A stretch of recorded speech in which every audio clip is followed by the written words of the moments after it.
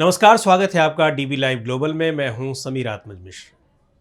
पश्चिम Asia में Israel एक ऐसा देश है जो हमेशा चर्चा में रहता है और पिछले 2 साल से तो लगातार युद्धों में उलझे रहने के कारण चर्चाओं के केंद्र में है।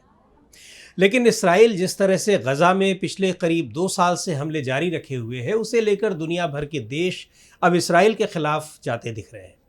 वहीं ईरान से सीधे युद्ध ने इसराइल को न सिर्फ तोड़ दिया बल्कि अमेरिका और पश्चिमी देशों से मिलने वाले खुले समर्थन को भी कमजोर कर दिया है। पश्चिमी देश इसराइल पर दशकों से मेहरबान रहे हैं और उसे खुला समर्थन देते रहे हैं।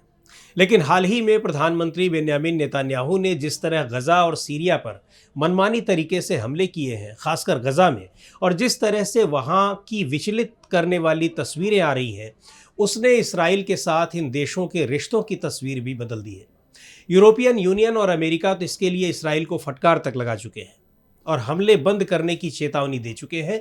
वहीं यूरोप के कई अन्य देश इसराइल पर और ज़्यादा हमलावर हो गए हैं। ताज़ा तरीन मामला है नीदरलैंड्स का। नीदरलैंड्स ने पिछले दिनों इसराइल के 2 मंत्रियों को पर्सोना नॉन ग्राटा घोषित कर दिया है। पर्सोना नॉन ग्राटा का मतलब है अवांछित व्यक्ति। ये 2 मंत्री हैं, इसराइल के वित्त मंत्री बेसेल स्मोट्रिच और वहां के राष्ट्रीय सुरक्षा मंत्री Itamar Ben Gvir. Persona non grata एक लैटिन शब्द है।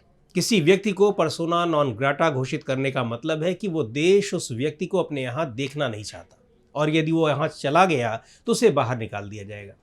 यानी कोई देश यदि किसी भी व्यक्ति को पर्सोना नॉन ग्राटा घोषित करता है तो इसका सीधा मतलब है कि अब उस व्यक्ति को उस देश में रहने की अनुमति नहीं है। पर्सोना नॉन ग्राटा एक राजनयिक के लिए सबसे बड़ी सजा मानी जाती है। ये नियम 1961 में Vienna convention on diplomatic relations के तहत बनाया गया था, जो विभिन्न देशों के बीच राजनयिक संबंधों को लेकर एक अंतर्राष्ट्रीय कानून है। जब किसी व्यक्ति को पर्सोना नॉन ग्राटा घोषित किया जाता है तो ये एक आधिकारिक पत्र के रूप में किया जाता है, जिसे पर्सोना नॉन ग्राटा नोट कहा जाता है। ये नोट एक देश का विदेश मंत्रालय दूसरे देश के दूतावास को भेजता है, जिसमें लिखा होता है कि उनका राजनयिक अब उस देश में स्वागत योग्य नहीं है। यही नहीं, किसी देश को ये बताने की जरूरत भी नहीं होती कि उसने किसी व्यक्ति को पर्सोना नॉन ग्राटा क्यों घोषित किया है। हालांकि वो चाहे तो बता सकता है। इस नोट के मिलने के बाद संबंधित व्यक्ति को 48 से 72 घंटे के भीतर उस देश को छोड़ना पड़ता है। नीदरलैंड से पहले दुनिया के 5 और देश इसराइल के इन दोनों मंत्रियों को बैन कर चुके हैं। ये देश हैं ब्रिटेन, ऑस्ट्रेलिया, कनाडा, न्यूजीलैंड और नॉर्वे।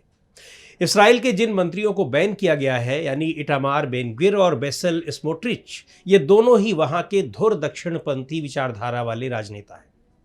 बेन ग्विर और स्मोट्रिच पर फिलिस्तीनियों के खिलाफ हिंसा भड़काने के आरोप में बैन लगाया गया है।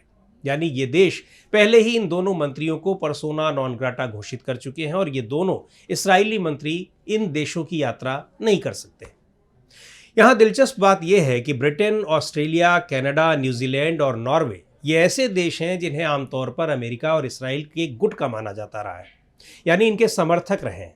इन देशों ने कई मौकों पर इसराइल के लिए समर्थन दिखाया है, लेकिन इसके बावजूद इन मंत्रियों को बैन किया गया है और इसकी बड़ी वजह गजा में इसराइल की आक्रामक नीति को माना जा रहा है और ये नेता इसका पुरजोर समर्थन कर रहे हैं।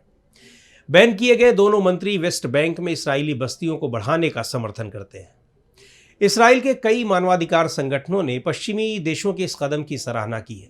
इसराइल में ऐसे कई मानवाधिकार संगठन और एनजीओ हैं जो फलस्तीनियों के खिलाफ सरकार की दमनकारी नीतियों का विरोध करते हैं और राष्ट्रीय अंतर्राष्ट्रीय मंच पर उसके खिलाफ आवाज़ उठाते हैं। हाल ही में यरूशलेम स्थित मानवाधिकार संगठन बेत्सेलेम और physicians for human rights Israel PHRI ने गजा पट्टी में इसराइली सरकार और सेना के आचरण की अपनी जांच रिपोर्ट साझा की है।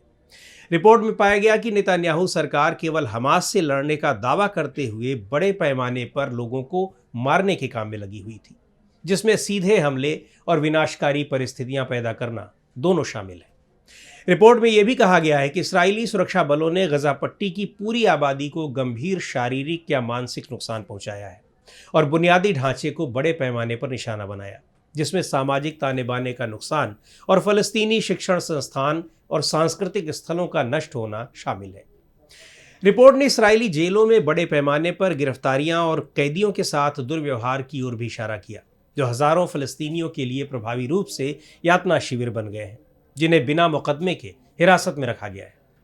इसके अलावा रिपोर्ट में बड़े पैमाने पर जबरन विस्थापन, जिसमें गजा में फ़लस्तीनियों की जातीय सफाई के प्रयास का उल्लेख किया गया है। रिपोर्ट में इस्राएली अधिकारियों पर शरणार्थी शिविरों के जानबूझकर विनाश और फ़लस्तीनी शरणार्थियों के लिए संयुक्त राष्ट्र राहत और कार्य एजेंसी को कमज़ोर करने के प्रयासों के माध्यम से फ़लस्तीनी पहचान पर हमला करने का भी आरोप लगाया गया है। इसराइल पर वेस्ट बैंक में हिंसा के आरोप नए नहीं है, बल्कि अमेरिका के पूर्व राष्ट्रपति जो बाइडेन के प्रशासन ने भी वेस्ट बैंक में हिंसा करने वाले कुछ इसराइली लोगों पर प्रतिबंध लगाए थे। हालांकि डोनाल्ड ट्रंप ने राष्ट्रपति बनने के बाद इन प्रतिबंधों को हटा दिया था, लेकिन अब अमेरिका के राष्ट्रपति डोनाल्ड ट्रंप भी इसराइल के हमलों को लेकर उस पर हमलावर हैं। गजा और फिर उसके बाद सीरिया में जिस तरह नेतान्याहू ने एक्शन लिया और लगातार रॉकेट दागे जा रहे हैं, उसने इसराइल को कटघरे में खड़ा कर दिया है। अब ट्रंप से लेकर यूरोपियन यूनियन के नेता भी इसराइल की मनमानी के लिए फटकार लगा रहे हैं। यहां तक कि कई देश इसराइल के साथ अपने रिश्तों की समीक्षा तक कर रहे हैं। ट्रंप की इसराइल से नाराजगी इसलिए भी है क्योंकि एक ओर ट्रंप सीरिया में भारी इन्वेस्टमेंट का प्लान बना रहे हैं, तो दूसरी ओर इसराइल लगातार सीरिया में बमबारी कर रहा है। सीरिया के सुवैदा और दमिश्क इलाकों में पिछले दिनों इसराइल ने भारी हवाई हमले किए। इसराइल का दावा है कि ये हमले ईरानी हथियारों और मिलिशिया नेटवर्क को निशाना बनाने के लिए किए गए, लेकिन इन हमलों में नागरिक ठिकानों को भी नुकसान पहुंचा। इन हमलों के तुरंत बाद यूरोपियन यूनियन ने इसराइल को सीरिया की संप्रभुता और क्षेत्रीय अखंडता के उल्लंघन के लिए कड़ी फटकार लगाई। यही नहीं, यूरोपियन यूनियन के विदेश नीति प्रमुख काया कालस ने कहा कि गजा में नागरिकों की मौत और मानवीय सहायता में बाधा इसराइल की ओर से की जा रही कार्रवाइयों का नतीजा है। उन्होंने चेतावनी दी और कहा कि इसराइल को तत्काल कदम उठाकर सहायता तक पहुंच सुनिश्चित करनी चाहिए, अन्यथा गंभीर परिणाम भुगतने पड़ सकते हैं। डोनाल्ड ट्रंप तो पहले ही कह चुके हैं कि इसराइल काफ़ी आक्रामक है, उसे थोड़ा कंट्रोल में रहना चाहिए और अनावश्यक हमले करने से बचना चाहिए।